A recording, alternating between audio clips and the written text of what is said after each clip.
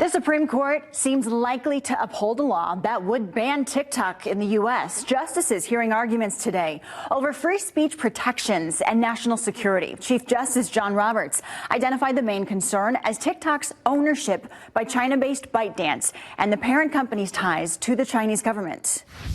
So are we supposed to ignore the fact that the ultimate parent is in fact subject to doing intelligence work for the Chinese government? It seems to me that you're ignoring the major concern here of Congress, which was Chinese manipulation of the content and acquisition and harvesting of the content.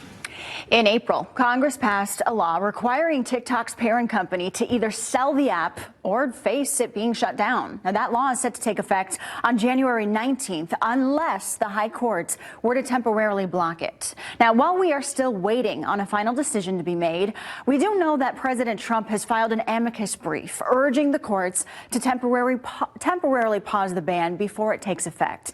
TikTok has an estimated 170 million users in the U.S., and there are countless content creators who make a living off the platform. Our Julie Dunmeyer spoke with one local mom with millions of followers to hear her thoughts on the potential ban. Where I'm standing is TikTok famous. 3.6 million people watch Jess from Aggressive Tutorials cook right here. But she's concerned about what the Supreme Court hearing today means for her and her family and for others like her.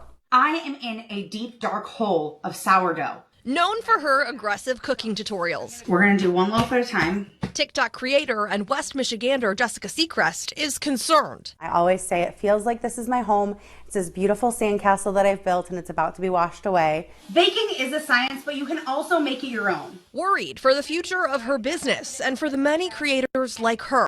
TikTok cannot speak unless ByteDance executes a qualified divestiture. Listening along as the Supreme Court hears arguments on whether to uphold a law that would ban TikTok in the U.S. And the thing that I think is scaring the government about TikTok is the algorithm. But that's what's also been so helpful of me, having people find me, is people see me and they see themselves in me. And I really hope TikTok's not banned. I'm getting a little stressed about it. For Jess, a wife and mother of two, her family's future is in the hands of the government. Chickens. If TikTok is banned and TikTok is no more, I will lose my access to a 3.6 million people audience who follow me for relatability, everyday life, and I not only lose the access to being heard and sharing my life and sharing my recipes and, bringing joy to a lot of people's lives,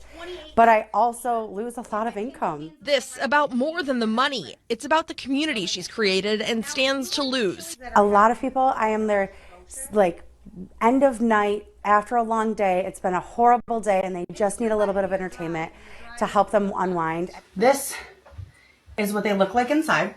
Saying it's not just about her. She's found a following on other social media sites, but she worries for others who haven't. A lot of people have been relying on this for years. A lot of small businesses generate a lot of income.